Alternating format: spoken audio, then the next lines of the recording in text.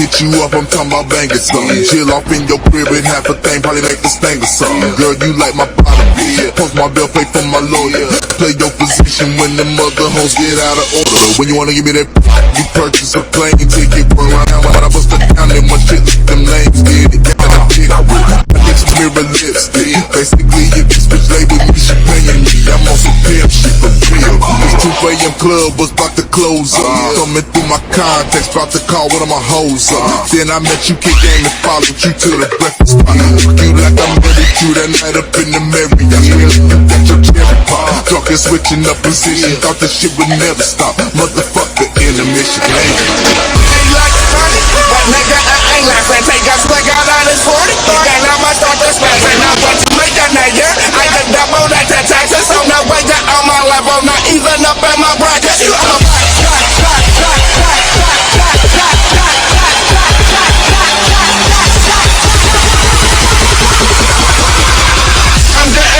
you don't see that shit every day.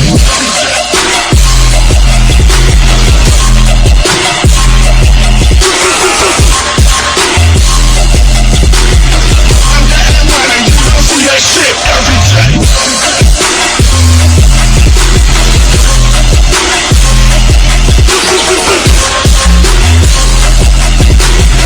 I'm getting money, you don't see that shit every day.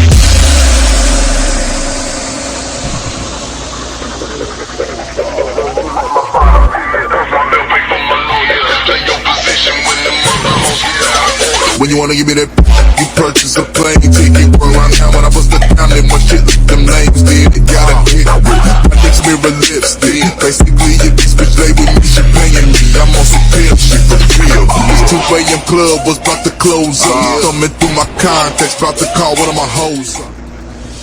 When I hit you up, I'm talking about banging something. Chill off in your crib and half a thing, probably make this thing or something. Girl, you like my bottom, yeah. Post my bill, pay for my lawyer. Play your position when the mother hoes get out of order. When you wanna give me that, you purchase a plane ticket. Run around now when I bust it down in my shit. Them names did it. Got a chick with my lips, mirror lipstick. Basically, if this bitch lay with me, she paying me. I'm on some pimp shit for real. This 2 a.m. club was about to close up. Coming through my contacts, about to call one of my hoes up. Then I met you, kick game and followed you to the breakfast spot. You like I'm ready to that night up in the Marriott. Got your cherry pop. Drunk and switching up position. Thought this shit would never stop. Motherfucker intermission. Hey. Like funny, but nigga, I ain't like that. Take a swig out of this 40. Then I'ma start to smash. And I'm going to make a nigga. I can double that to taxes. So no way that on my level. Not even up in my bracket. You on my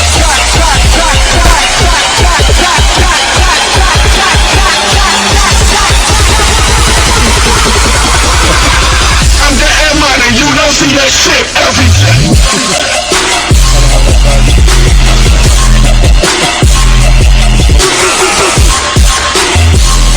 I'm getting money, you don't see that shit every day.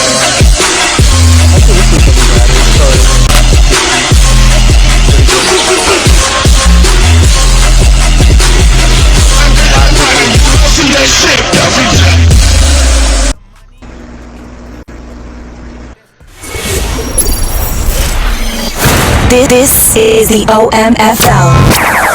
You can't touch this. And you're in the mix with Kinda Real Name. Here's another OMFL production. Always putting more on.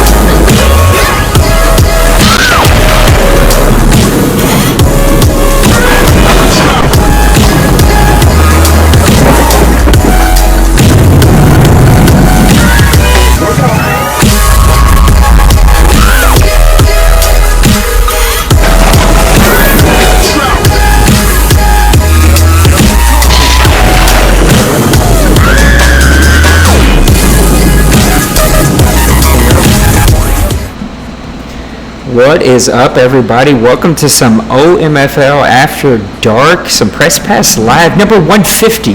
I cannot believe that. It is the 150th show of Press Pass Live. We're coming to you late after a night of Pelicans basketball. So I'm rocking my new Pelicans gear. I've been out all night.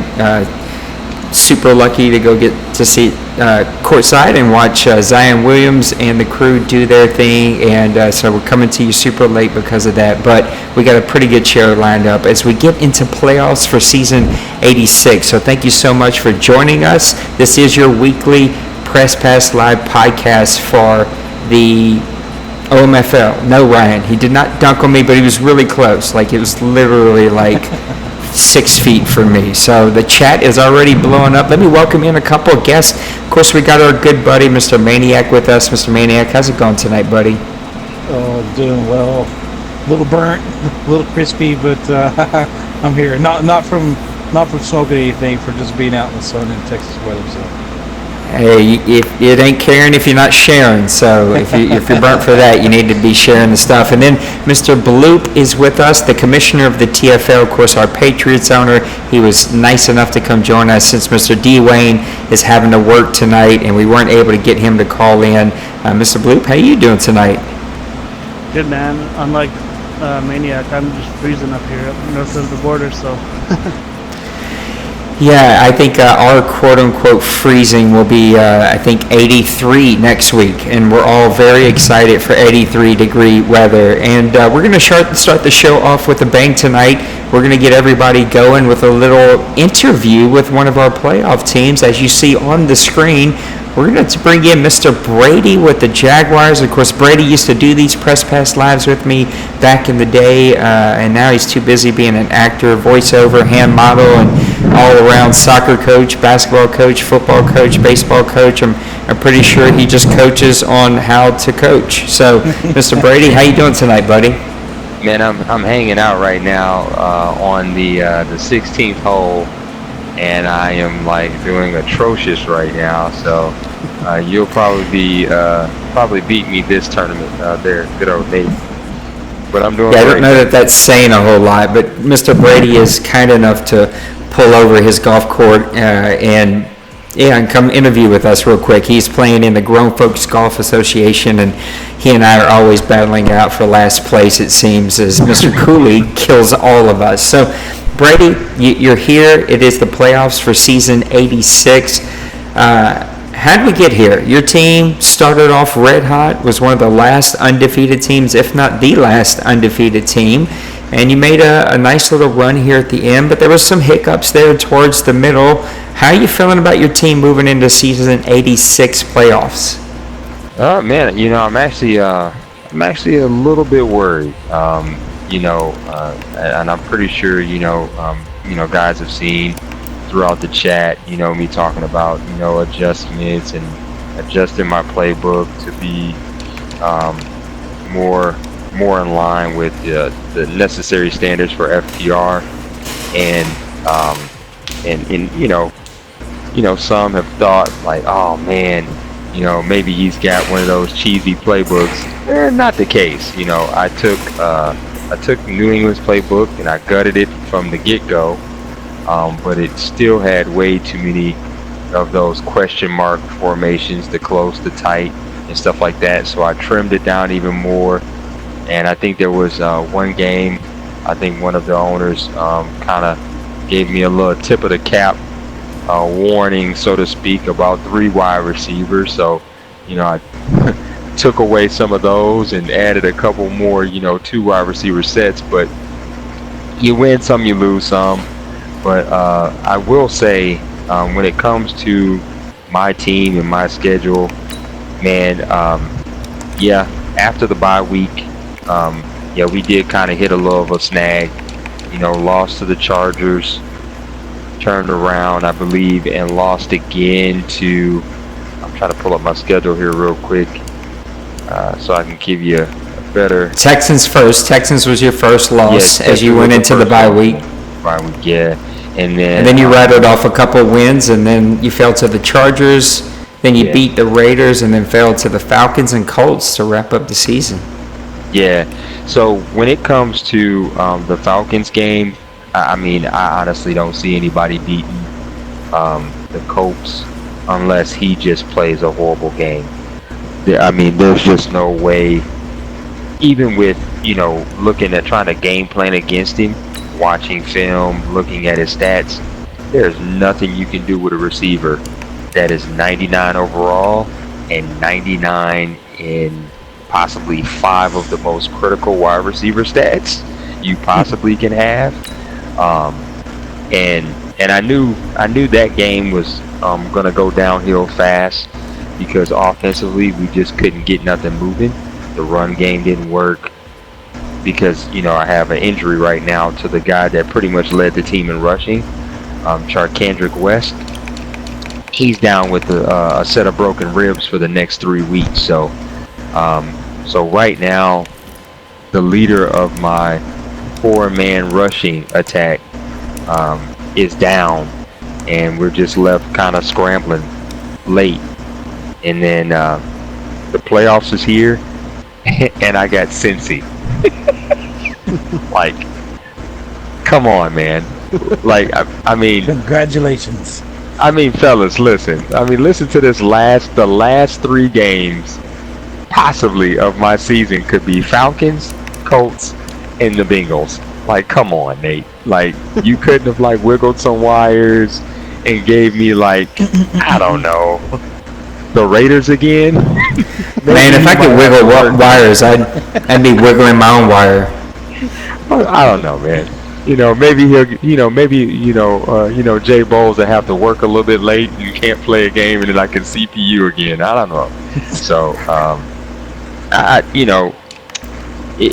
it's one of those things, man. The Jaguars have no cap. So, there's going to be some talent hitting the free agent pool possibly this season that I'm going to love watching you guys fight for. And, but I'm hopeful, but I'm doubtful for this first game because unfortunately we haven't been able to get nothing going this second half of the season. So, well, let's talk about your offense a little bit. You were just talking about your rushing game and how losing West is going to hurt your team, but just looking at some stats here, West was just over 1,000 yards with 1,076. He averaged 5.9, which is extremely good, 12 touchdowns. But if you look at Leonard Fournette, he had half of those carries, maybe a little less than half of those carries, and he averaged 7.5 yards a carry with 7 touchdowns on his own. So, like, why is West the guy that you lean on, and why can't Fournette step in here and actually play even better? His stats kind of back that up. Man, Fournette is a sidewalk bump in the road away from being in the injury field with West.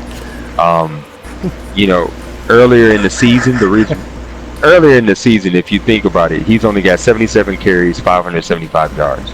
He was actually injured for like 8 weeks at the beginning of the season. So that's why like West, Humphrey, Blue, those guys got reps, more reps, in the season because he was actually gone. And the fact that he's actually healthy going into the postseason, it's all because I spread the ball over 3 other guys technically. So I mean, he's going to definitely get a higher load of carries, but one too many carries, man, and he goes down. Like it's almost a guarantee. If you give him 20 carries in a game, he will see the bench once or twice, if not for the rest of the season. Like he's that injury prone. Well, talk about your team. What are you most stable in? What do you think that you can count on the most as you go into the playoffs and you look at your team? Is it the offense, the defense, and then depending on what side of the ball, like what position are you most secure that you know is going to show up and play well for you? Man, if there's anybody that I really look forward to kind of count on, and that earlier in the season that was Watson. My quarterback. He was pretty legit, throughout the season. throughout most of the games that he played in, because earlier on in the season he was hovering around, 80s, 70%. He was, had a few games where he was 83, 72%, 78%, as far as like his completion percentage. But in those tough games, versus really, really good defenses, he kind of faltered, man. 56%, 52% versus the Texans. If I'm looking correctly, he was actually 40% versus the Falcons. So, when it's teams with really, really good defenses, he seems to kind of show that, yeah, I'm a import, but I'm still rusty. And but that's the one person that I'm gonna need to really command the field, because when you look at me going against Cincinnati again, he actually was 78% from the field, 221 yards, and he had, if I'm looking at this correctly, he had 1 INT on 4 TDs versus Cincy back in week 7, and that was a game that it even shocked myself. 45-21 win over Cincyburg, and I will quote myself in saying this. If I'm looking at my Discord correctly, I think I told him, I was like, he said, "Good luck in the playoffs," and I says, "I know I have hell to pay for this one." Yeah, that's what I told him. Yeah. So So how do you do that, right? Like, if we look at his stats, 21 touchdowns, 18 interceptions, nothing to get too excited about there. 62% is going to put him kind of in the lower half of the league, at least in the AFC side of the ball. And you gave up 42 sacks, just over 3,000 yards. That's not really consistent model of play. You're already down a running back that you feel most secure in. So, like, how are you going to ensure that Watson does that rolling into the playoffs? Man, the biggest thing is in a few of my games that I've kind of labbed, I've made up a new script. You know what I mean? If it's first in this, or if it's second in that, second and long, I need to kind of look at this section of the playbook. If it's second and short, I should stick to the left side of my playbook. I've kind of had to recreate a script, because my initial script was built around the New England playbook, and then after I dismantled it, I still was able to have a comfortable set to where in certain situations I can go to this set of 10 plays, or if it's third and long, I have this set of 10 plays that I can kind of, you gotta pick and choose. But then of course, you also got to make sure that you're staying in line with the FPR. So that's why I loved my initial script, and right now the script is out the window, and I'm having to go off the fly. And while I'm kind of live on here right now, to anybody that I have played in the regular season, if it seemed like the play clock was getting a little low, I apologize, and the main reason for that is because I'm almost having to pick plays on the fly, and it's just taking too much time. Well, you didn't do any of that for me. You pretty much dominated me. Let's talk about the type of ball that you are known for, and that's the defensive side of the ball. What do you think is going to be the strength of this defensive side of the ball? We started to put the Pro Bowl rosters together. There's a lot of defensive Pro Bowl nominees coming.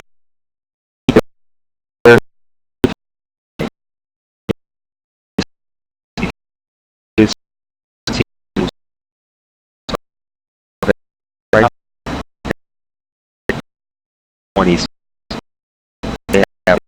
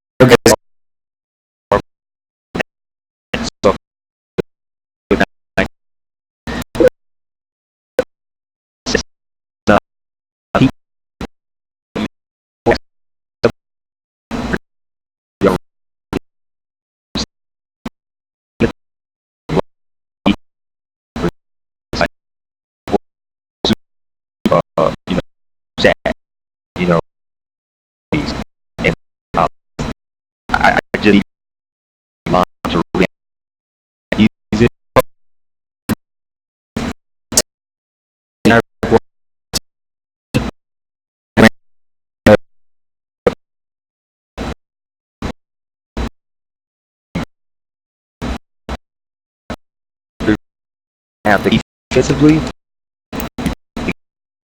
Well, if there's any community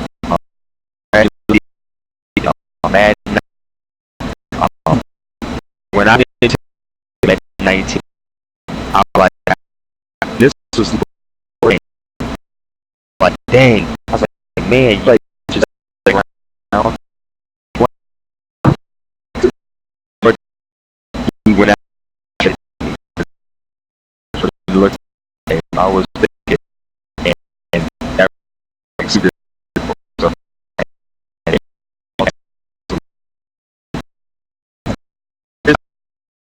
I got to say, I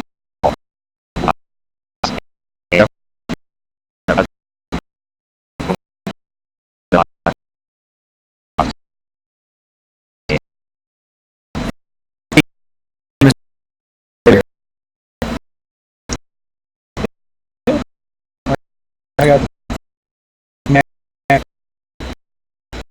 look like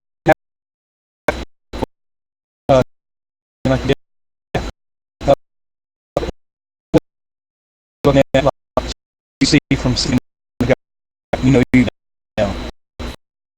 I'm the run. The guys in the guys with early, they inside. Inside. They kind of get inside, then outside. And it's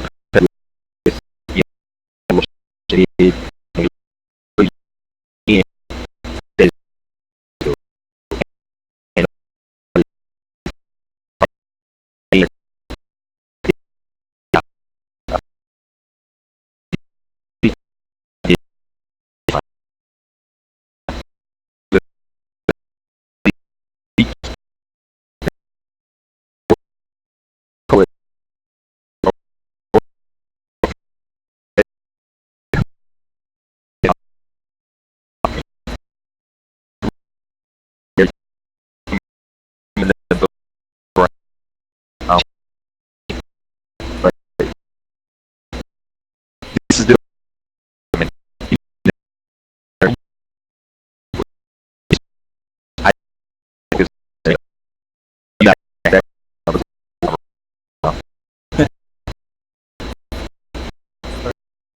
For me, I go back to quarterback. I noticed some turnover to really plus um,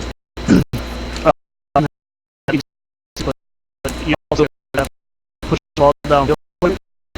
You're going to do like to give time, but with the rate pass game with help out or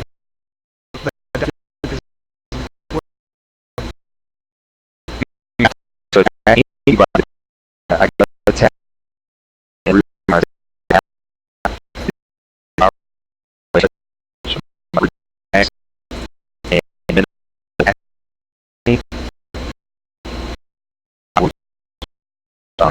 that's something I on the regular season. Wait so even check that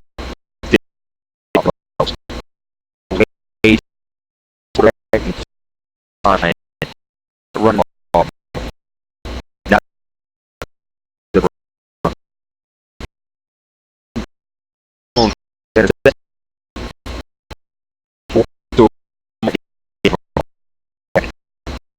have a lot of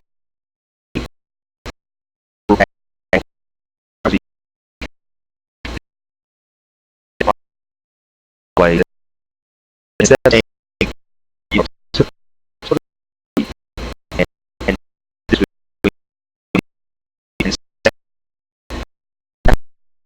there's no no so the and I all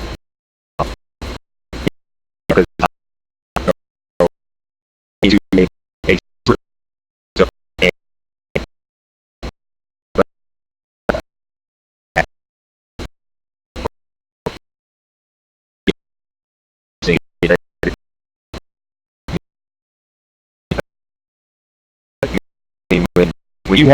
the first play versus the Falcons, when Julio catches a pass,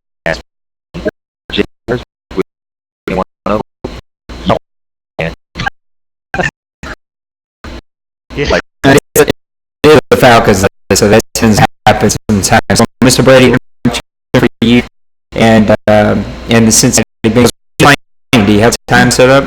Well, I was hoping for something on Sunday, but it looks like we are playing Monday.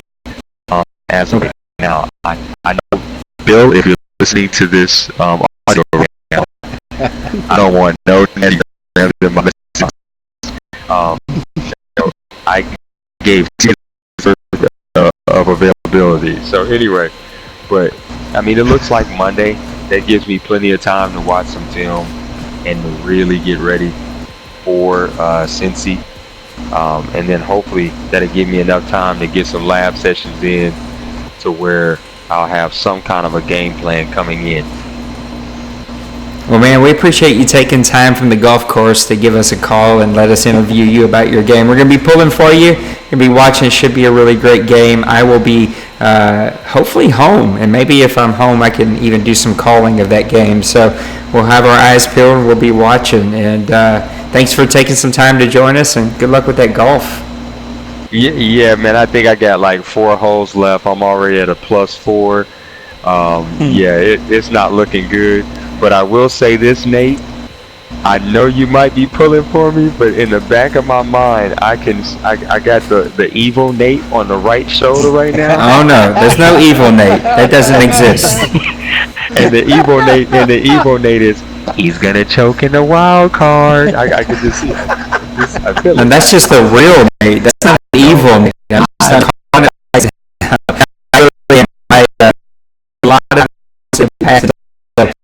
It should be an epic between it's kind of an offensive mindset versus an defensive mindset. So we'll see exactly.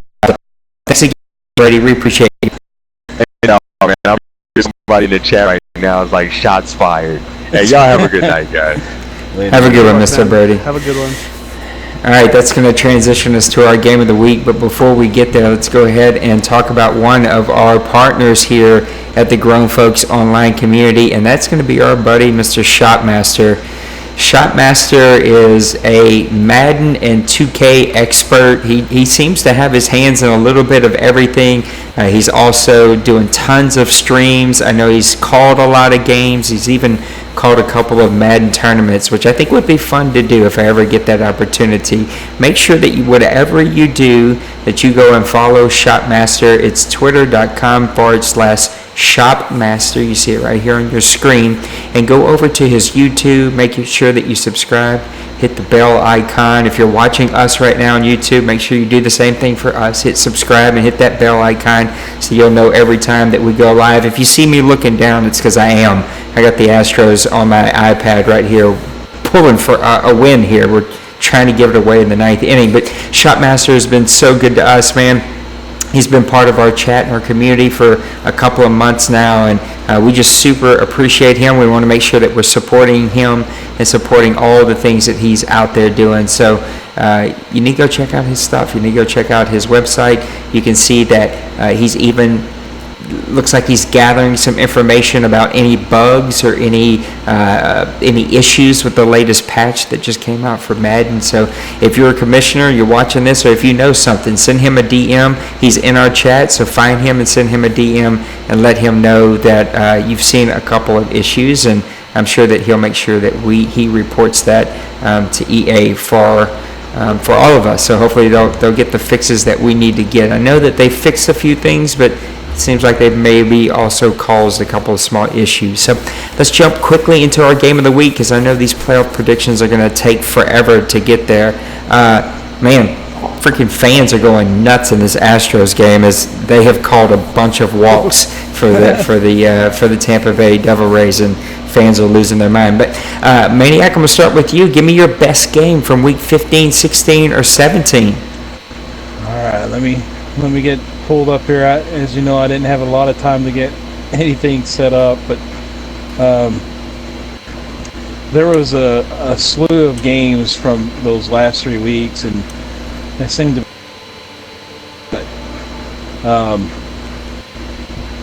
leading up to it, leading up to the playoffs, that were just really kind of a lot impacting on what the outcome was going to be and stuff. So I'm trying to pull it up here, and it's not pulling up which one I want. Do you know what week you were in? I was looking at week 15, and I'm actually, okay. I can't pull up my laptop right now, so I'm having to do it on the game, and everything's only by team. Yeah, now, mine just messed up too. I don't know what the deal happened. Evidently, PlayStation's having some issues. YouTube is also having some issues. I don't know what their problem is lately. I've been getting these low bandwidth. Yeah, YouTube always seems to have. You think you got it? Yeah. If not, I'll give you some time. We can let Bloop go first.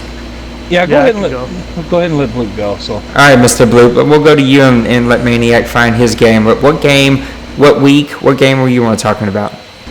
Week 17, Titans versus Texans. I know I only watched about half of this game, not even quite half, because I'm always in and out watching Twitch streams, but I watched a bit of it, man, and for two guys that don't make the playoffs, these two guys are both, their offenses just hum, and it's fun to watch. It's not fun to play against. I played against the Texans a couple weeks ago. In this game, I'll go over their stats real quick. The Titans wound up winning 38-34. They came back. They were down 27-10 after the first half. 370 yards. They had 149 rush yards, 221 pass yards, caused 2 turnovers.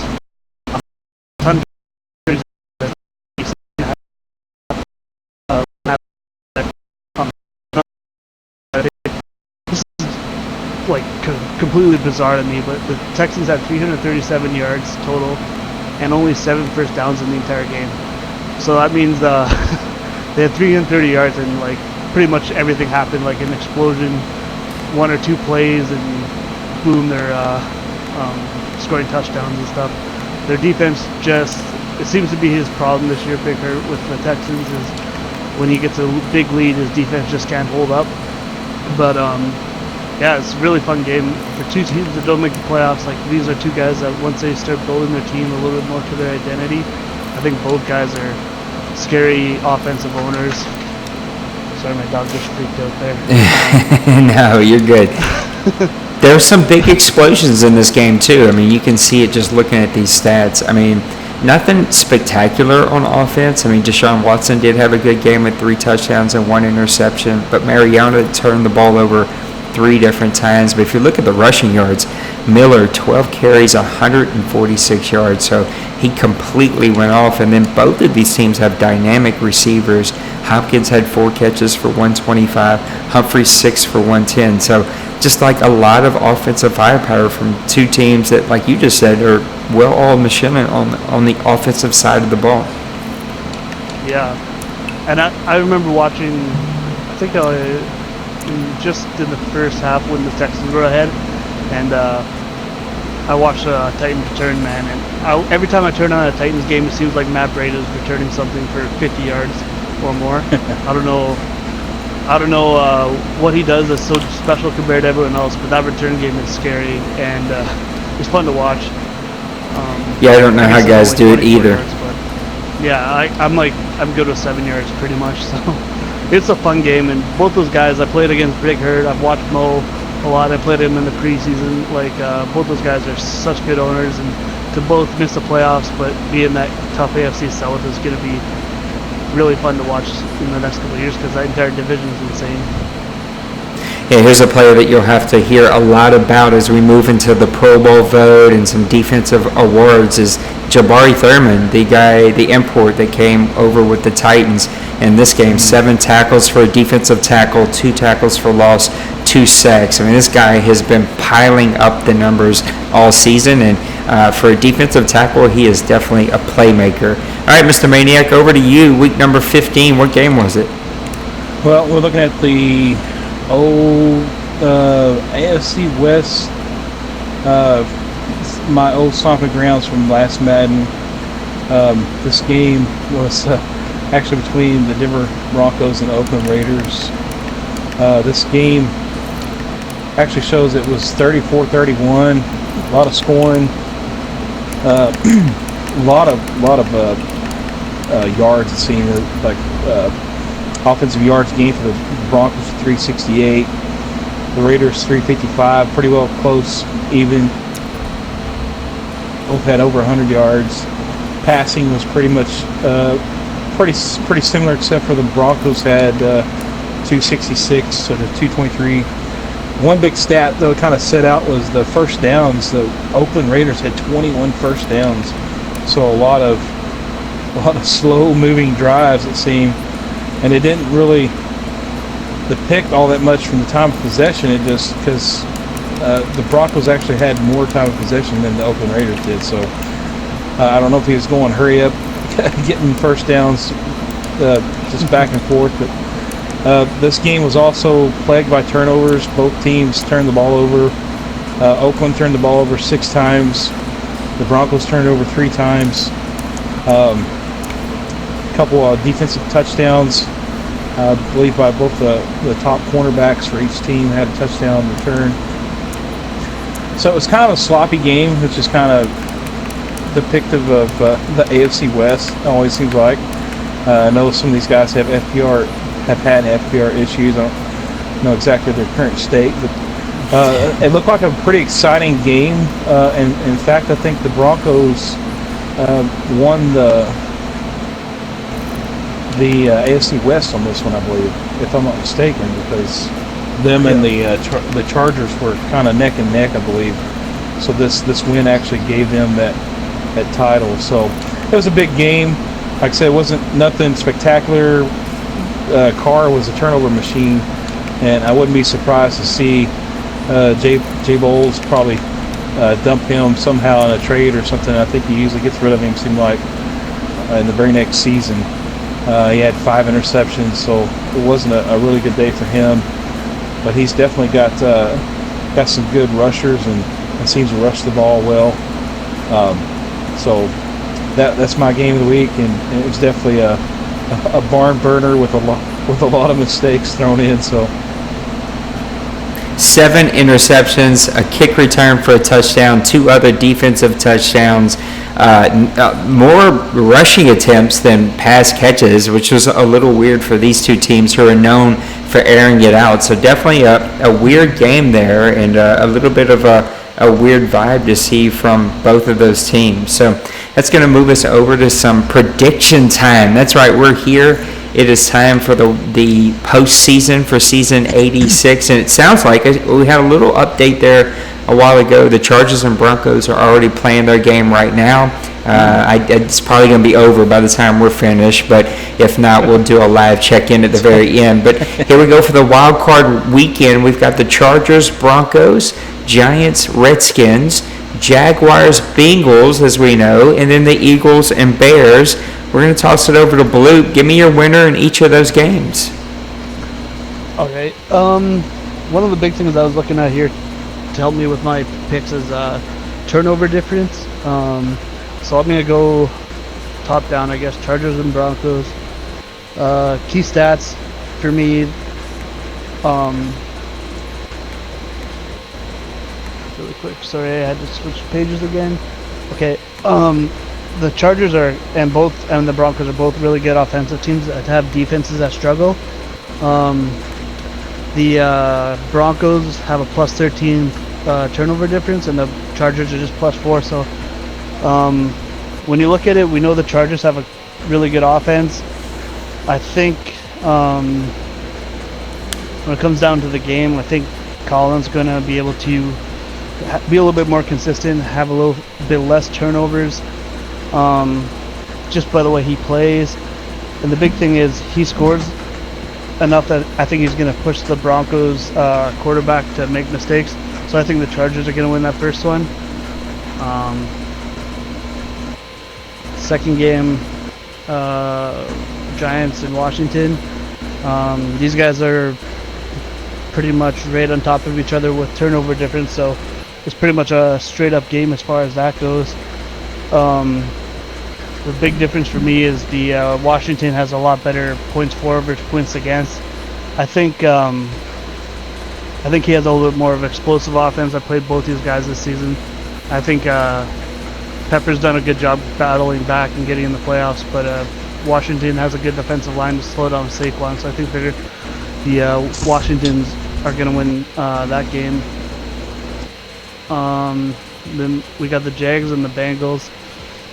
I'm going to go with my heart on this one. I'm hoping the Jags win. He has such a good season and such a tough finish.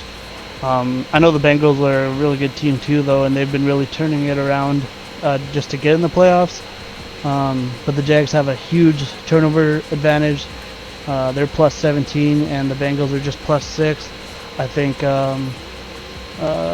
they're pretty much the same as far as defenses go, points against. So I think the Jags are going to pull it on that one. And then finally, the Bears and the Eagles. The Bears. This is actually a really funny one. The Bears have the best defense in the league. They also have a plus 21 turnover difference. The Eagles have the second best defense in the league, but their turnover differences, they're actually the worst playoff team. They're minus 7. The Bears are plus 21. That's crazy. That's a huge turnover difference. And that's a great stat, by the way. Yeah, that's when I was writing them down. I wrote them down in order, and I was like, and then I like matched them up, and I was like, holy man, like, because they're both. If you look at their statistics, they're both. I think they're the top 2 defenses.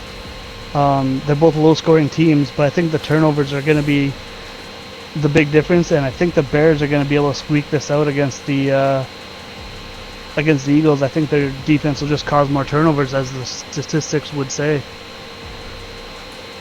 All right, Mr. What's up, Penguins? How you doing, buddy? Mr. Maniac, it's your turn. Give us your predictions. Chargers, Broncos, Giants, Redskins, Jags, Bengals, and Eagles, Bears. Did we lose Maniac? Uh-oh. Oh, no. Hello. Oh, there he is. Now we got you. I guess I hit the mute button on my mic. Sorry about that. Now the Chargers and the Broncos here. I already jumping the gun. Chargers and Bengals. Chargers and Broncos, which they're going on right now. And it looked like, from what I just viewed, it's already going to be like one of those AFC West games. I really do think the Chargers have the upper hand here, even though they are the runner-up, basically, in the AFC West. Colin, he's got that Chargers team humming. I don't have all the stats pulled up to me right now, but I did see that he had like 500-something points already for his offense. Defense, he's actually given up quite a few points as well, but just when you got that kind of offense in it, and he seems like, he's really clicking on offense, and I think that defense that he's got with Bosa, I think it's going to be tough, and I think he's going to take the one from the Broncos here. It's probably going to be a close match, probably going to be pulling out here in the final minutes, maybe by a field goal or a touchdown, and thank goodness we don't have to deal with the field goal glitch that was, because that would just be horrible. So hopefully you don't have any more issues like that, but I'm definitely pulling for the Chargers here to pull this out in that game. Then we go to my stomping grounds, the Giants and Redskins, which of course, everybody got to go in the playoffs except for Maniac and the Cowboys. How left out I feel.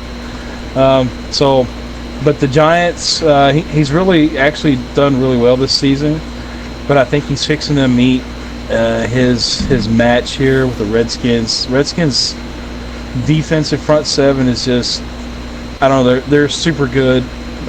The ratings that the Redskins have don't do them justice. They're just stout, and you can't hardly seem to get a crease and a crack in that front seven to get any yards on the rushing attack, and that's what Pepper really relies on, is that rushing attack to kind of set the tone for his offense. He struggled against the Eagles in the final game of the season, which I don't know if he set Barkley much, but it looked like he had like 16 carries, I think, in that final game. But the Redskins, they're the champs for the NFC East for a reason, and that front seven is the difference maker. I know they've got basically we got two rookie quarterbacks going head to head, So it's going to be whoever doesn't make the most mistakes, and I think the Giants come into this game and they're going to make that one too many mistakes. I think with that front seven stopping the run and forcing the pass. And then you have the Jaguars versus the Bengals. This is kind of almost like a grudge match, with Brady kind of saying what they went through last season. And I think since he's kind of got a little chip on his shoulder right now coming into the playoffs, everybody's kind of wrote him off. And he actually got to watch the final, I think 2 or 3 minutes of the game. Him and Chaotic scored like 21 points, I think, in the final 4 minutes. So that was kind of a crazy ending to that game. So if the Jaguars can duplicate what the Browns did in that, because he does seem to have the ability to spread the field with those wide receivers, and Brady might be able to pull this out, but I just don't. I hate going against Brady, but I just see the Cincinnati Bengals coming out on top on this one. Look for this one to probably be, I figure, a high-scoring game, probably somewhere in the neighborhood of 35 points for the winning team, which would be the Bengals from my view. Eagles, Bears, I've played both these guys. Both of them are equally tough. Both have great front sevens.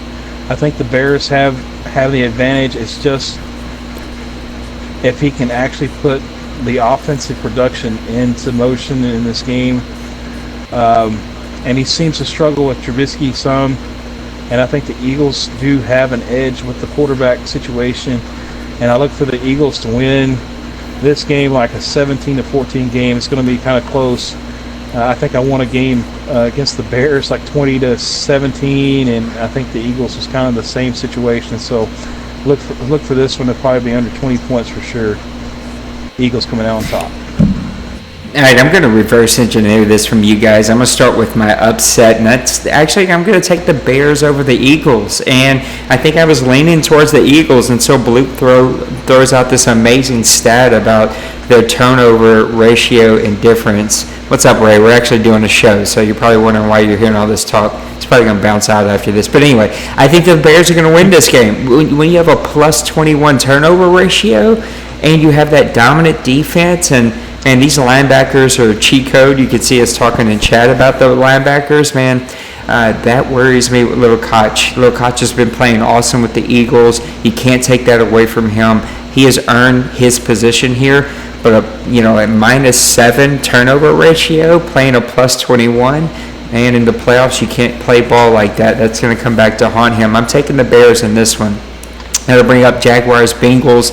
I like the Bengals. I think the Bengals are bullish. The Jaguars have lost 2 in a row, including a blowout to the Atlanta Falcons. Even he said he doesn't see anybody beating the Falcons or the Colts. And so if you have that mindset going into the playoffs, it's really, really going to hurt you. I was hoping that I wouldn't get an update on the Chargers game, but it looks like I'm going to get one anyway. So I'm taking the Bengals in this one. I don't think it's going to be an offensive firepower. I think you can see the Bengals jump out big early. Jaguars will battle back, but the Bengals will hold them off. I'm looking at like a 32-21 type game. I think the Bengals will win this one handedly because I just don't like what the Jaguars are doing. I'm just messing with you, Dakota. And then I bring us to the Giants and Redskins. I think the Redskins are going to win this one pretty handedly. The Redskins are playing really solid, good football. We've always talked about the Giants. He thinks everybody's against him, and we've always said it's just him in his own way. Now, the Giants won't shock me if they win this game, but to win this game, they're going to have to step in. They're going to have to play solid football. They're going to have to run with Saquon. They're going to have to not turn the ball over, and they're going to have to keep the Redskins from getting in their head. These two teams have played each other before. I actually don't know what their record is. I didn't have that kind of time to go study today, but I do think that the Redskins are going to be too tough of a team to try to win against for a third time in the playoffs. So I'm looking for the Redskins to win this one. And I would have called this one with or without the update that we're getting in the YouTube chat. I like the Chargers in this one on the road against the Broncos. The Chargers have been quietly having one of the best seasons ever by Colin. He's got an offense that now backs up a tremendous defense. He's got all the playmakers that he needs, and I think that the Broncos just won't have the firepower to be able to keep up. I think we get the update that we have right now is 28-14 Chargers. They're up with 1:30 left to play in the third quarter. Don't be shocked though. I do expect that gap to close a little bit going into the fourth quarter. I think the Broncos will open it up, and anytime they open it up, they have an opportunity to put up a lot of points really, really fast. Now, we can't really show the other matchups because Madden doesn't show them that way, but in the AFC, you got the Patriots and the Colts as the number 1 and 2 seed. They'll be playing at home against all the winners that we picked, and then you got the Seattle Seahawks and Atlanta Falcons at the number 1 and number 2 seed in the NFC, playing at home at the winners that we've picked. So, Maniac, I'm going to toss it to you this time with the guys that you picked to win those games up against the Patriots and Colts. What matchups do you see, and who are your winners? Well, and not to get off the subject, but the little stat for the Bears, I just going to have to throw this out there. When you play in the same division as Priest and the automatic interception machine, hey, that's very true. Have a plus on your turnovers. That is very true. So there may be a little bit of slight to that stat. But, all right.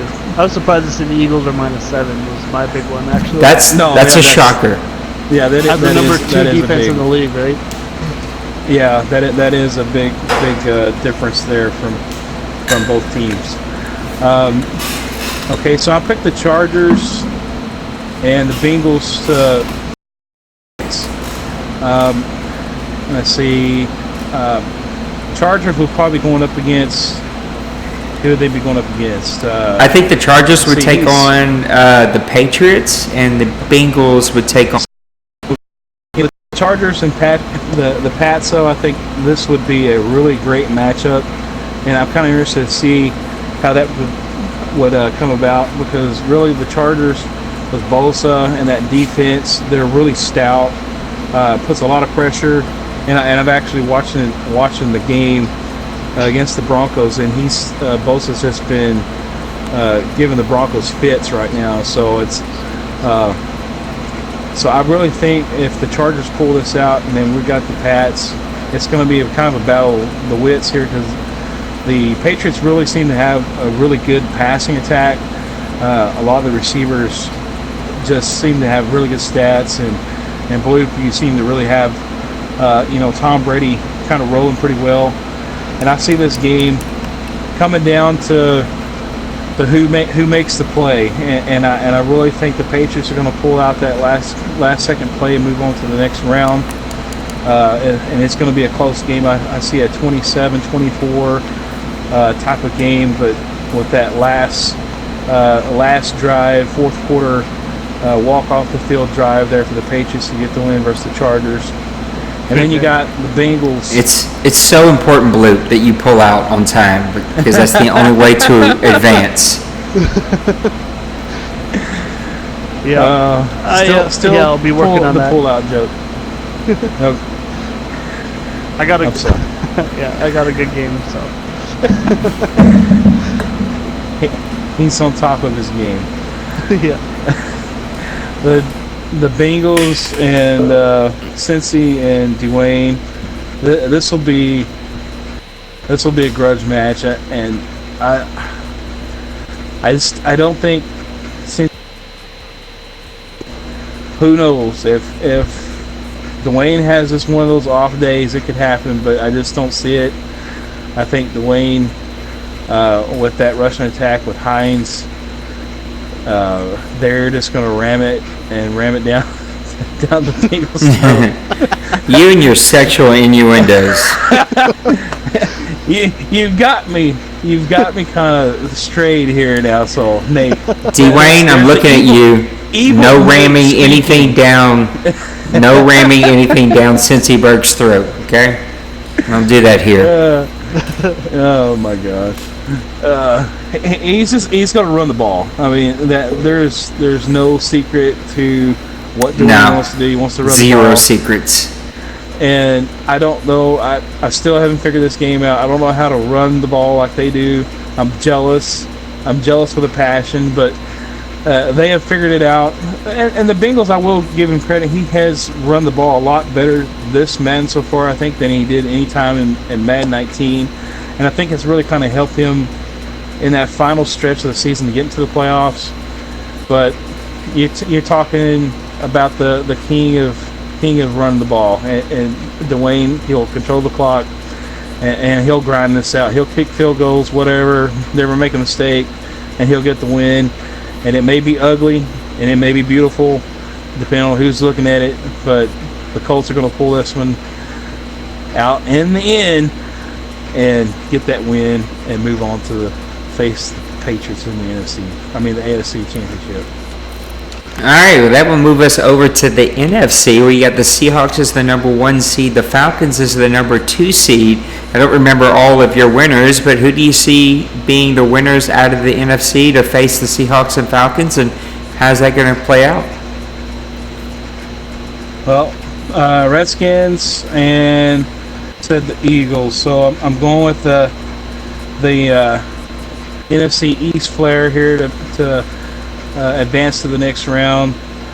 So the Redskins are, I think, the third seed? Yeah, the Redskins will be 3, so they'll play the Falcons at 2. The Seahawks, with your picks, would be, you said the Eagles, right? Yes.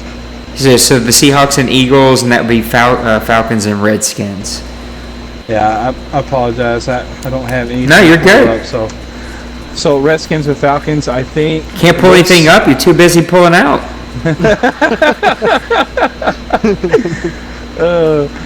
Yeah, the Redskins and the Falcons, I think, are an intriguing match because Denver seems to kind of match up against D-Money pretty well. For some reason, I don't know. I don't know if it's this type of gameplay, game call, but they always seem to kind of have a pretty good match. I think the 2 times they played last season. So I don't see the Redskins being able to get this victory versus the Falcons. See, I'm trying to not say pull out because I know it's coming. So, but the Redskins, I do see giving the Falcons a little bit of run, but it's when you got 3 basically superstar cornerbacks and you got the type of front 7 he has, it just makes life miserable for the opposing team. And then you throw on top of Julio Jones and Freeman running the ball. It's it's hard, and I do see. And Ridley is a stud receiver for him. Yeah, so I mean you got Ridley on one side, JJ on the other. It's just, I mean, pick your poison. Yeah. And then on defense, I mean, everybody's just lurking to make a play. So. And then his safeties, he's got tremendous safeties too. So I mean, you're talking about the front 7's really solid, but then that back end of that defense, I think, what drives that front 7, because they're able to cover the receivers and make guys really work 10 times harder than what they would versus what I call a normal team, because the Falcons just seem to be just really, really stout. But I do see the Redskins kind of giving them a good run, but I see it in the end, Falcons 30, Redskins 17, and then you go to the Eagles versus the Seahawks. I think Mo has finally got over the hump. Obviously, he was gone for a while, but that team, he's rolling again, and when you got Mo and D-Money and Dwayne rolling, and you know what's coming because they are in the playoffs. So Little Koch has done really well with the Eagles, and I think this is where it stops. So with the Seahawks, he hasn't. The only thing, the Seahawks haven't been able to run the ball like he really wants to. So he's kind of relying on his pass. But with Russell Wilson having the X factor that he does, I think it's actually really kind of helped Mo elevate his game. Like he really needed to elevate his game anymore, but I think it's actually helped him elevate his game. And I definitely see this one being a little bit more lopsided. Yes, the Eagles have a good front seven, but now since Mo is kind of pulled away from that running mentality to having a little bit more passing attack, I think this is probably going to play in his favor. And look for this game: Seahawks 27, Eagles 14. All right, Bloop, that's going to throw it over to you. Tell me who your AFC matchups are going to be, and tell me what do you see happening in there. All right. Well, I got I took the Pats and the Chargers, so we would match up in my scenario as well. Which is, it seems like it's going to happen, as you guys can see on the chat. Yeah. The Chargers have ran away with that game, and they seem to be closing the Broncos out. Yeah, so the Chargers are obviously, as we've been saying, a really good offensive team. They got, Collins probably owed me a first-round draft pick for giving Teron Gator superstar status last year when I was the Panthers to end the cycle off. But he has him, he has Keenan Allen, Mike Williams, Hunter Henry, Melvin Gordon, like Phillip Rivers. That's an insane offense, and he has great pass rushers as well. With Melvin Ingram and Joey Bosa, solid team. He's only +4 on the turnovers this year, but obviously he's averaging over 31 points a game. Really good player. With all that being said, though, I'm pretty sure I'm going to win, so I'll move to my next game. Yeah, I'm taking myself. I like it. Next one, we got the Colts vs. Jags, episode 3, in my picks. As we were saying there, I think the big thing is Sharkandrick West being injured for the Jags is really going to kind of hinder his offense in what needs to be a really efficient offense to beat a guy like D-Wayne. And I think against a defense like D-Wayne's as well, although it hasn't been quite as good probably as in the past, but he has a really good defense still. But the Jags wide receivers are all good, but none are great. It's going to be hard for any of them to kind of steal that game. I think the Colts rushing attack, their lack of turnovers, and solid defense are going to wind up carrying through. D-Wayne's just D-Wayne, and he's there every year. I think, unfortunately, a third time for Brady's just not going to benefit him. All right. Third game this year. That'll take us over to the NFC, Seahawks, Falcons. Who do you see them playing? How do you see that playing out? So, according to Daddy Leagues, this is the order. It should be Seattle versus the Chicago Bears. Yep. I think this is going to be a defensive slugfest. I think Seattle is the #1 overall team for turnover difference at +28. He has his import cornerback who kind of completely changes that defense, almost brings back the Legion of Boom in a way. I know Mo hasn't really been in love with this team this year, but he's also really turned it around and played really well. I think the Bears, their defense will keep them in it the entire way, at least till the fourth quarter. I think they'll put up a fight for 3 quarters, but I think Trubisky and that offense will just not be able to quite put up the points that they need. Yeah. I got Seattle winning probably in something like a 17-10 kind of game, maybe a 24-10, and he scores a late touchdown in the fourth to walk away with it. And then in my other game, I have the Falcons versus Washington. I really would like to see Denbrew win this because we graduated OMFL 2 together. He's obviously a great Everyone would like to see Denbrew win this one. Yeah. That's true. But I don't know. I feel a connection with my own OMFL 2 grads. So I'm really pulling for him. But that team, unfortunately, at some point ratings do matter, and it's pretty low overall offense. Even though he's done really well this year, but Haskins is a rookie, McLaren's a rookie, Geis is in just his second season. The offensive line's pretty good, and I think it can help him stay in it.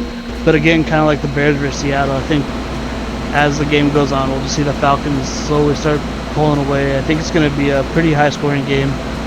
I would imagine it will finish probably like 32, probably 32-24, something like that, where the Falcons wind up winning because they just got too much talent, and with a low overall team like Washington, I just can't see how, unless there's a bunch of fluke plays, I just can't see them pulling it out. Yep, I'm going to go ahead and I'll reverse engineer this one since we're already here in the NFC. I too have the Seahawks and Bears, Falcons and Redskins in this side of the conference. Look, I'll start with the Seahawks and Bears. I think this is going to be a good game between two teams, but I also think that Mo and his Seahawks have something to prove this season. After being bounced by my Saints in the NFC playoffs in season 85. I think that he's back home. He had a rough start to his season. He was on vacation. He had some CPU wins and losses in there. But after he got back, he's been on a 9-game winning streak. This team is rolling. And he knows how to win with them. And he's winning with them in different ways than he did with Madden 19. He's got a ton of great receivers on that side of the ball. He's got a very fast, very hard-hitting defense, and so I think they're just going to overwhelm the Bears. Won't shock me if this one's close for a little bit because those Bears linebackers are so good at everything that they do. It wouldn't shock me if, man, they blitz and they get to Wilson a lot. But I do think that Wilson will buy enough time to be able to make enough plays, and that Seahawks defense is equally as good. Not quite as good, but they're very, very close. So I like the Seahawks in that game. Falcons, Redskins, I just think that the Falcons are unbeatable. I really do. I don't know how they do it, but Matt Ryan is extremely efficient. They struggle with the run game here and there. You kind of see that as a hit and miss. If he gets the run game going, though, it's game over. Like, you really have no shot. He's got two of the best receivers in the game, and then he is not shy to hit his tight end on any type of play. So if you think you've got those guys covered, he'll hit that tight end. He is one of the smartest players I've ever faced on offense, especially about being able to think through a play, and he seems to just make the perfect call on defense every time and the perfect read on offense every single time, whether it's what hole to hit, whether it's what pass, what route to run, what audible to make. He just seems to be in your head from the get-go. And so I like the Falcons in this one. Denbrough's going to fight, though. He's going to make the Falcons own it. I'm pulling for Denbrough. I just think it's going to be a talent level thing here. I think the Falcons are just a much better team. With all the different firepower they have with Julio and Ridley, and then on defense he's got those two stud cornerbacks. He plays safety and just kind of roams back there, and man, that defensive front for the Falcons it doesn't even make sense how they play so well. I don't even understand it. I single-handedly put Grady Jackson in the Pro Bowl this year with his line play against me, and it's just amazing how good that team plays, and that would set up the Falcons and Seahawks in the NFC Championship. On the other side of the ball, I got the Patriots versus the Chargers. I got the Colts versus the Bengals. These will be some really great games. Look, the Patriots, Bloop has his team right where he wants them to be. He's scoring a lot of points, over 400, not giving up a lot, under 300, but he's facing the most points, the second most points from the Colts in the OMFL playoffs, and the Chargers at 508 points. A lot of firepower there for the Chargers. Can that Patriots defense, that 3-4 that we covered on all 22, can that 3-4 step up and keep the Chargers from scoring so many points? And then can Tom Brady eat up the clock? That's kind of what I'm looking to see from the Patriots. I do think that the Patriots will win this one. They're 13-2 for a reason, but the Chargers are red hot. I think this will be the best game of this entire weekend, is the Chargers and the Patriots game. That's just going to be an awesome game to go back and watch. I hope that maybe I can even call that game. I think that would be a blast. Bengals and Colts.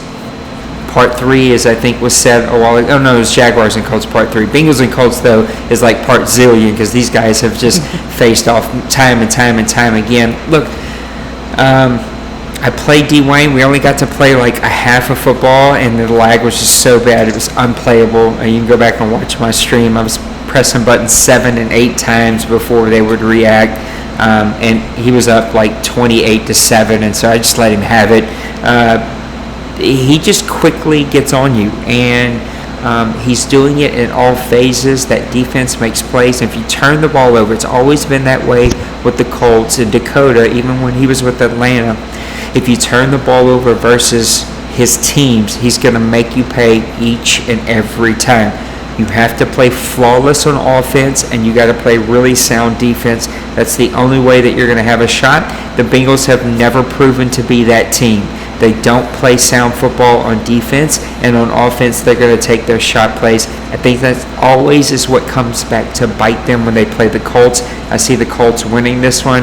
And a big, big shocker, I'm taking the number 1 and number 2 seeds in both the AFC and NFC playoffs to be in the bowl game. So very quickly, let's cover who we think will be in the bowl. Then we'll do a commercial because I skipped one, so we'll do a commercial, and then we'll do 2 commercials, and then we'll get back and do our bowl predictions.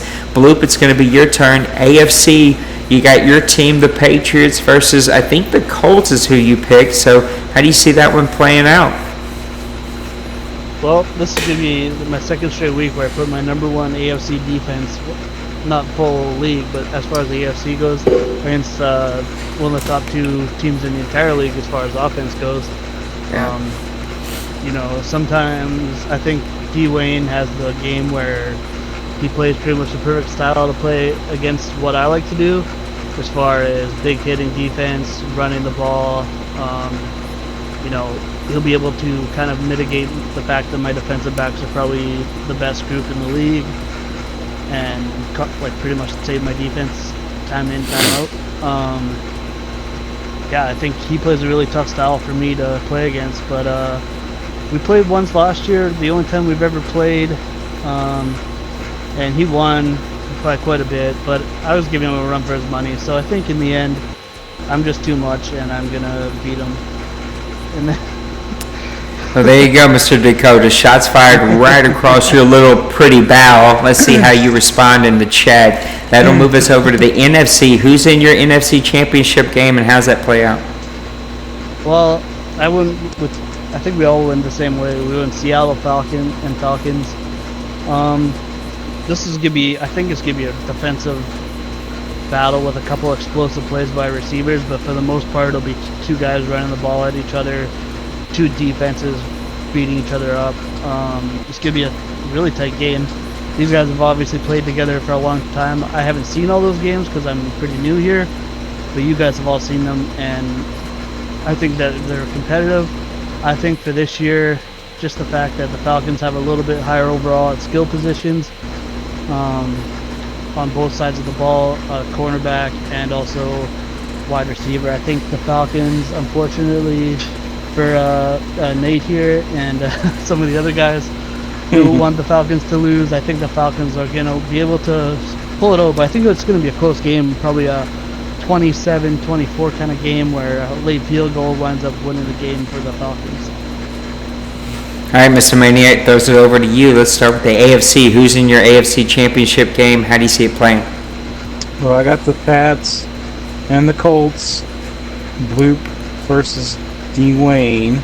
We're the most boring pickers in the world. We all took this first and second seeds in both conferences. Well, I had to pick myself, so. Yeah, I'm wondering who Bloop's going to pick to win the bowl for season 86. I don't know. Shocker, shocker. No.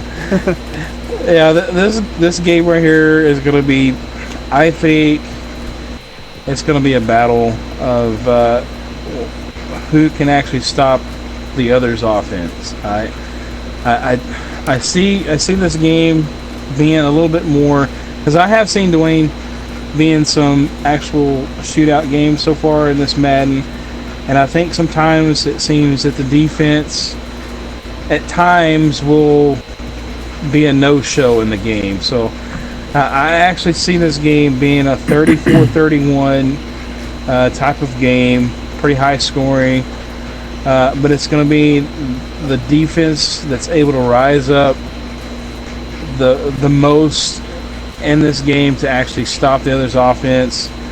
And I actually think Mr. Bloop actually pulls this game out. No sexual reference, please. For the Pats, 34-31. Dean Wayne, I think this is the type of game he doesn't want to have. I think he wants to have the ugly 20-17 type of game. If it's that type of game, I do think Dean Wayne wins that game, but I think this game is going to be a little bit more offensive, a tilt, and I do think the Patriots have an edge in that department. So Patriots move on to the OMFL Bowl. Now we move over to the NFC side where you have the Falcons and Seahawks. Big shocker. This game I think is going to be a little bit more close to the cuff than the Pats and the Colts. I think this one's going to be a little less scoring, not by much, but I'm actually predicting this one to be 27-24. Again, another close. I think this one is going to be more or less who actually messes up more on offense rather than who makes the plays on defense. So, and I'm going to give I know Mo has come out and played D-Money really well. He's actually made a couple of shocking wins against D-Money, and it wouldn't be a shock if he did it again. No. But when you have a 99 overall wide receiver, and I've watched some of his games, and this is my deal. I sit there and watch like, why can't my players do that? Why can't I just throw the ball up into 3 different defenders and my guy's going to come down with it and run away for a touchdown? It don't happen. But I see that the Falcons have an edge, like Bloop said, with their personnel, and see this game being a 27-24. Falcons moving on to the OMFL Bowl. All right, I'll go the opposite way. I got Seahawks and Falcons. I'll go NFC first. I do think that this is going to be a very good game. You've got two defenses that play the similar type of football, but an offense for the Falcons that's got a little bit more firepower. Though I will say over the last couple of weeks, the Seahawks have been proving that they too have a lot of firepower. I just don't think that they can run the ball quite as well as what we've seen with the Atlanta Falcons. I do think that you'll see a lot of big pass plays down the field on this team, and I think in turn you may even see a couple of turnovers. Again, I think both of these coaches make really great decisions, and so that'll keep the turnover number down, but it wouldn't surprise me if you see a couple, like 2 to 3 different interceptions, and maybe it's even the pressure that's causing some of those bad throws. I kind of went back and forth of who I think is going to win this one. The Seahawks have been red hot here at the end of the season, winning 9 in a row, but the Falcons have won 8 in a row, and they've been steady Eddie for the entire season, and they have more offensive firepower. I do think, though, that this game will be up in Seattle. It's going to be tough to win a road game. I think we're going to see a very similar game as what we've seen in OMFL Bowl number 85, where the Falcons and Colts went back and forth, and the Falcons made just a couple more plays at the very end. I think the Falcons will win this one. It's going to be a tight one. Look for it to come down to a field goal. Hopefully, fingers crossed, no glitches, and we get a good, clean game. But look for the Falcons to be in OMFL Bowl number 86. That'll bring us to Patriots-Colts, another really classic game. Colts seem to be there each and every single year. They're like the Seahawks, the Falcons. It just seems like rinse, repeat. I see the same thing playing out again, and I apologize to my buddy Bloop here on the screen that I think that's how it's going to go. But honestly, the Colts, they know what it takes to get there. They know what it takes to be in the OMFL Bowl. They've won many of them. I do think that Bloop will win one, and I think if this could be the team that upsets the Colts will face one of the best, I think Bloop said, defense in the entire AFC. I think you've given up the least amount of points in the entire OMFL, and that's gonna that sounds like that's gonna hurt the Colts, who have the most points scored in this playoffs at 547, but it almost tends to play into the Colts' hand. Sorry, he likes to slow it down. He likes a ball control offense. He likes to eat up that clock. And then it becomes, okay, whose defense cracks first? And I think that's going to be such a great battle to watch and see. I think this will be another instant classic type of game. I do see the Colts squeaking this one out. Two teams, I think, will squeak them out, both on the road. And I think the Colts and Falcons, once again, will meet in OMFL Bowl number 86. Before we do our predictions, though, let's get over and do two very quick advertisements. That's the word I'm looking for, about our sponsors. Let's see if it comes up here. This crashed a while ago, so it's having to completely reload. I don't know why it's so crappy. It seems like the crappiest thing that PlayStation has is their Internet Explorer. So we're going to talk about our buddies over on the Xbox side, the Soden Bowl. Man, they put out some amazing content. Soden Bowl has created the Soden Bowl network. As you can see on the screen, is a blank white screen. I have no clue what PlayStation's doing, but sooner or later this will eventually load and you guys will be able to see the SoldenBowl.com website. SoldenBowl.com been around since 2009 and it's an Xbox One Madden League. I know a lot of our guys, not a lot, but a few that have both Xbox and PlayStation have played over at Soden. There it goes again. I don't know what's up with PlayStation, but this is the best that we have to work with, and so I'm trying to make it work. But anyway, I think that they've really enjoyed their experiences. Soden is constantly looking for new ways to revamp what they do, to be innovative in the Madden community, and have been big supporters of us on the PlayStation side. And so, in turn, we try to be big supporters of what they're doing on the Xbox side. Please go and check out their website. Make sure that you follow them on Twitter. Go and like their YouTube page, subscribe, give them a follow, hit that little bell icon. They have several different podcast shows that are constantly coming out. They're always making some of the super cool graphics that you see all over the place.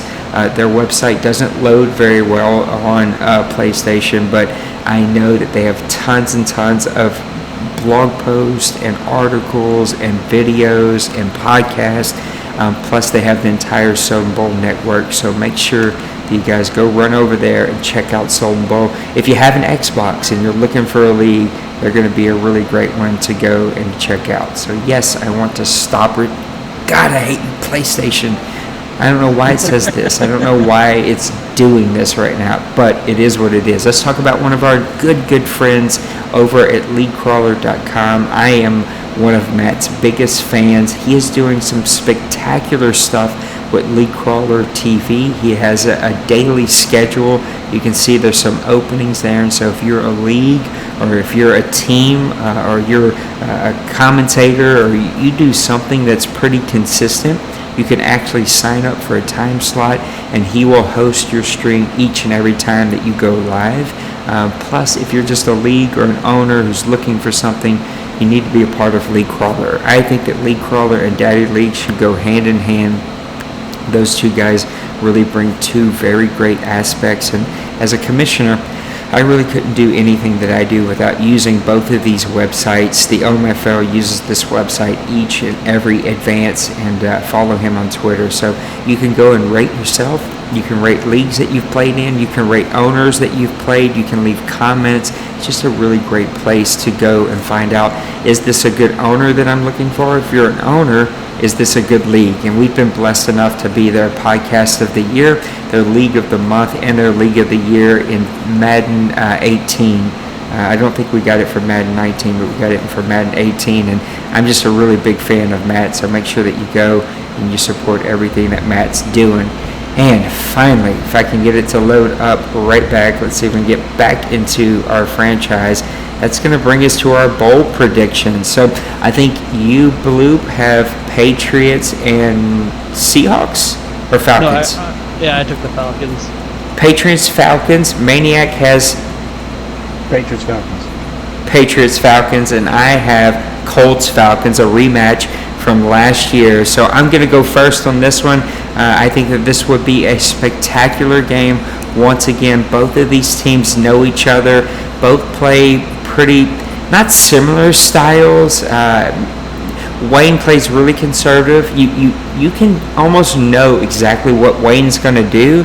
You just can't stop it. You know he's probably going to run on first down, and if some reason he's in a second and long, you're going to get a shotgun run, you're going to get a draw, you're going to get some type of play that's going to try to get you to come up the field, and he's going to dish it off. If you're playing the Falcons, though, you know you're going to get the entire firepower of his team.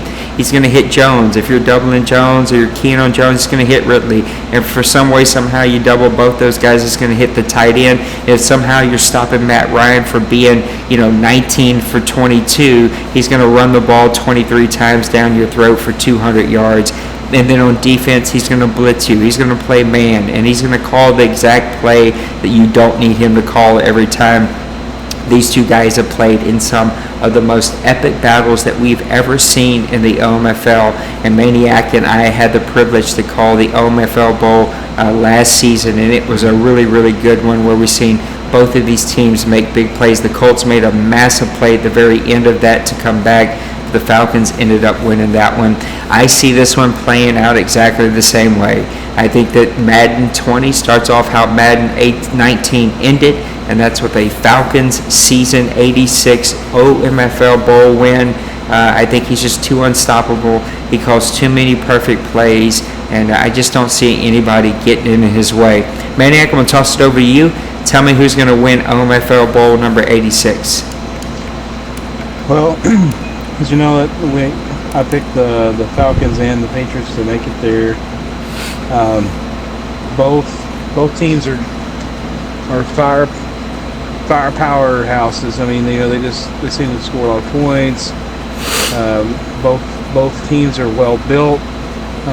Coming out of the box, both teams are pretty stout, and then you just throw on top of that two really good owners that know how to run those teams, and I see this one being kind of a shootout in a way. I do think that one team is going to step up on the defensive side, especially with the type of players that they have, and I actually see the Falcons coming out on top, 34-27, with basically the difference maker here being Julio Jones and the cornerback import Pyle, I think is his name. Yeah. I think Pyle actually gets 2 interceptions in this game, and one to actually seal the deal in the final minutes as the Pats are trying to get downfield to tie it up. But I just think that with the roster that he has, it's just going to be an uphill battle for Mr. Bloop, and I think it's going to be one of those games where the Patriots are going to really kind of catch the Falcons off guard at first, but then the Falcons are just going to take over in that final half of the game. And so again, I'm calling Falcons 34-27 over the Pats. I just realized it's 1 o'clock in the morning, and I have to get up in a couple of hours to go work the Saints game. So we're going to have to put a bow on this thing. All right, Mr. Bloop, you got Patriots and Falcons. We know you're going to pick your team, so tell us why you're going to be able to beat the Falcons in Season 86 OMFL Bowl. Well, I was going to pick the Falcons, but since you suggested it, I think I will pick myself. I think my team matches up not well against the Falcons as far as my offense versus his defense goes, but I think I have the right players to play good defense against him. I got great cornerbacks who are going to be able to, I'll be able to. Well, I'm not going to give my game plan away, but I got a good cornerbacks to play against Julio and Calvin Ridley, and that tight end, Austin Hooper. A big thing that's going to hurt me is James White got hurt for the rest of the year. So that is a little bit scary for me because it takes away one more option against a great defense like the Falcons. But I'll give you another statistics for my reason why, which is when you look at turnover differential, I'm number 2 in the league with plus 27, and the Falcons are I don't even know where they rank, but they're -3. So I think my defense is going to cause more turnovers, and I'm going to win a defensive game where probably 21-17, I would say. All right, well, there you have it. We now know who each of us are taking for our OMFL Bowl. Let's do one last little advertisement, commercial, whatever you want to call it here before we get out of here. And it's going to be our good friends over at Daddy Leagues. Let's see if we can get this thing to load properly this go around. Of course, if you run any Madden League at all, you know how important Daddy Leagues is to your league and to your community. Even with the latest update where something got thrown off and something was a little bit haywire, he was still able to figure out exactly what he needed to do so that all of us would have a functional website. It has been the biggest piece for us to find owners, to build this community. We've been blessed to be a 2-time Daddy League of the Year for the last 2 Maddens, and Madden, I think it was Madden 17 and Madden 19.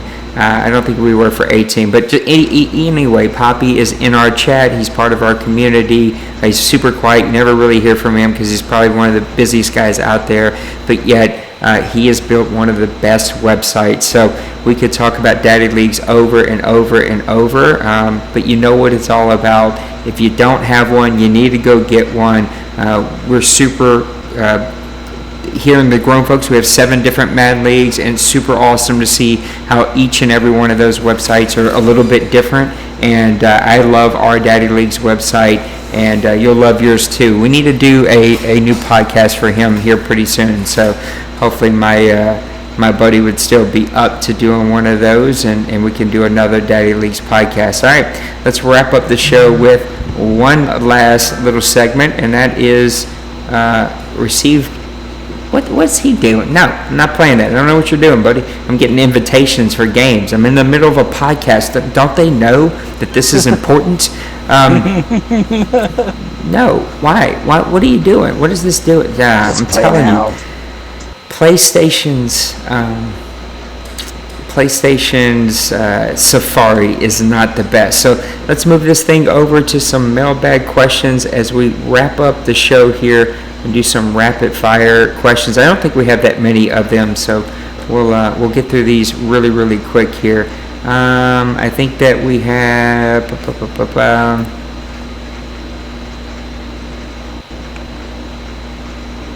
I think we have Denbrew, Dwayne, and Penguin. So let's run through these really quick. He says this comes from Denbrew. He says these are your 6 NFC playoff owners. Which emoji would you say best describes these owners? D-Money, Mo, Denbrew, Smash, Little Koch, Pepper. I'll go first. Little Koch is going to be the cucumber. Pepper is going to be the sad face. Smash is got to be the hammer of some sort. Denbrew's the tough one. Denbrew scares me. That's a tough one. Probably like just the face with like the straight line, because you're not quite sure if he's happy, if he's sad, if he's mad. He's pretty even keel. Mo's just happy to be here, and he likes to dominate people. And then D-Money, I think it would be the fire emoji, because his team just seems to be on fire right now. All right, what do you guys have? What do you think about emoji? This is going to be the dumbest question I've ever seen. I love Denbrew, but this is the stupidest question. It's 1 o'clock in the morning, and I'm answering emojis like I'm talking to a 12-year-old teenage girl. I do like the creativity, though, Denbrew. I see you with the creativity. I think Denbrew's just trying to see, like, will Nate give me incentive points for this crap? How dumb of a question can I submit and still get him to ask it? Oh, wait. You win, Denbrew. You won. Until next week. I don't even know who all that was listed off. I'm caught off guard. So badly. Bloop, if you ain't got something, we got to keep this truck moving, because this is 1 o'clock in the morning. And what D-Wayne's got 5 questions. What is wrong with you, D-Wayne? 5 questions? 1, you get 1, bro. me, that little guy with the money eyeballs and tongue. I don't know, and then I don't know what else. I think you nailed it on the rest of them.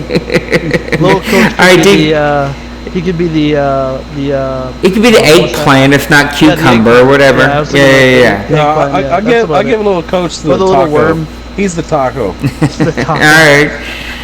All right, Dwayne says, who are your sleeper teams for the playoffs? Well, we just covered the playoffs, so there's no reason to go back through that. He's got a question for me. He says, what do your Saints do this offseason to rebound after a rough first year? Any positions that you're looking for? Trade market for your Saints. You don't have to tell us all your secrets. Well, when you win 4 games, there are no secrets. There are nothing to hide. You have nothing to share. No one wants to speak to you. Everyone just wants to play you. I have no clue. I need a quarterback. Drew Brees' arm. I don't play well with a guy that's got more accuracy than throwing power. I had golf all of Madden. It seemed like all of Madden 19. And I was in the playoffs every single year, and golf fit my style. I don't have that on this team. I did pick up a rookie that has some speed and some throwing power. I also gave away my first-round pick like an idiot. I never do that, but I did. So I got a lot to figure out with my team. I am going to be a big player in free agency. I do have a lot of money, but I also have to save a lot of that money because next year is going to be a lot of big-time re-signings with Kamara and Ramczyk and Lattimore.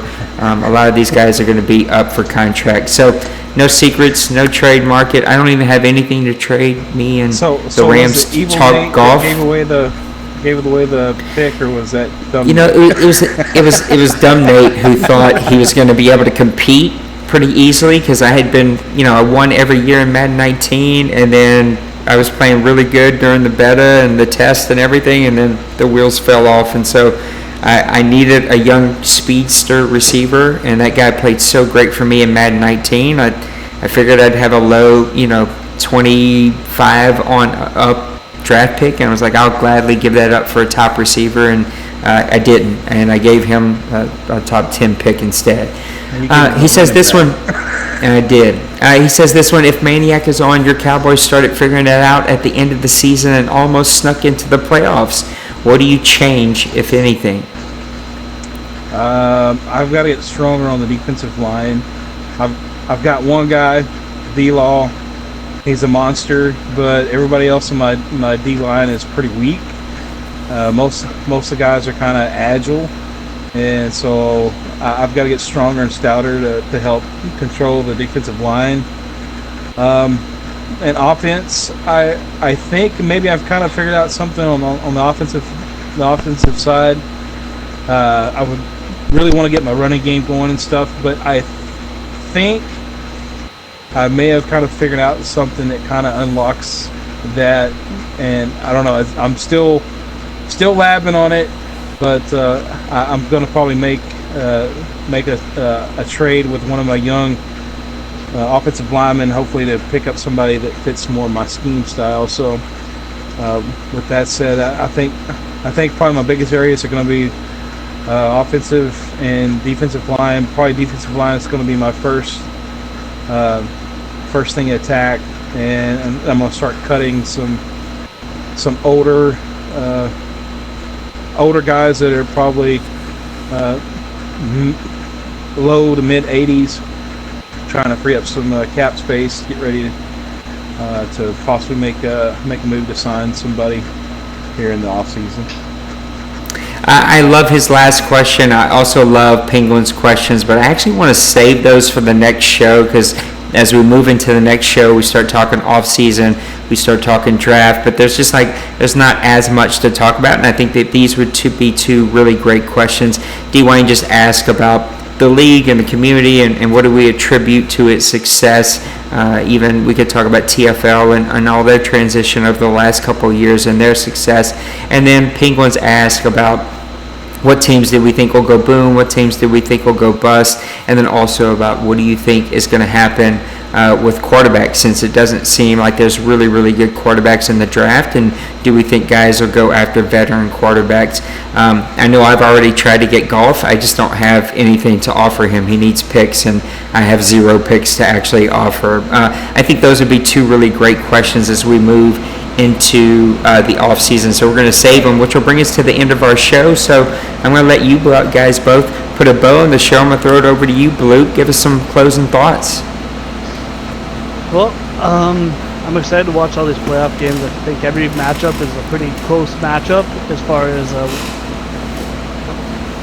I think the most lopsided one actually already happened with the Chargers and Broncos, but I think everyone else is going to have a good time, so I can't wait to watch.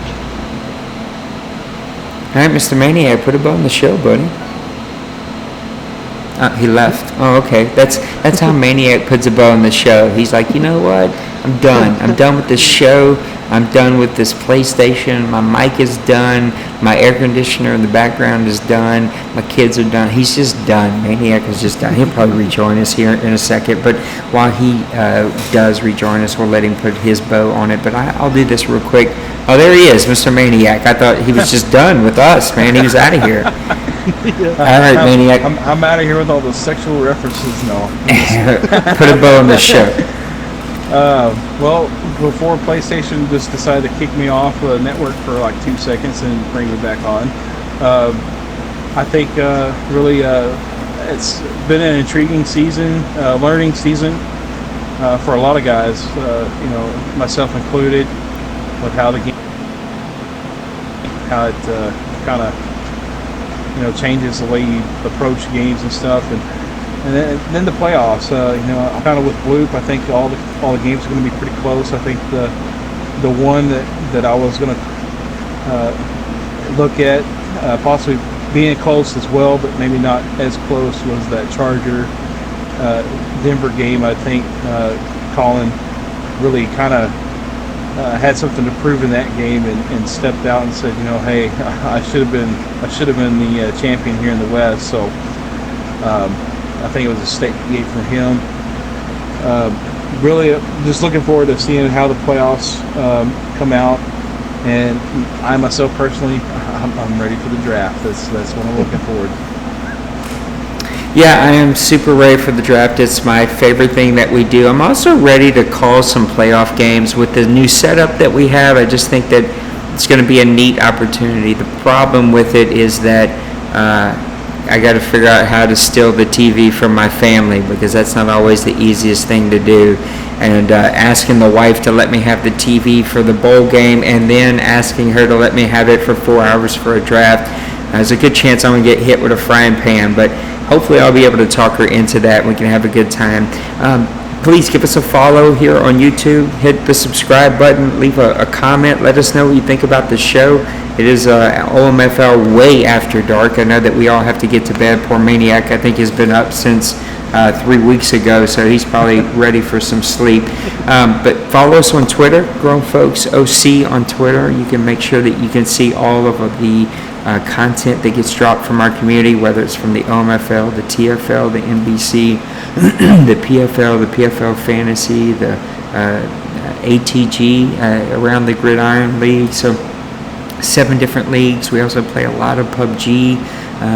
You'll see a lot of like wrestling 2K things drop, and so all kinds of really great content. Make sure you go give us a like and a follow, and we'll follow you right back. And then finally, our website, if I can get it to load, maybe.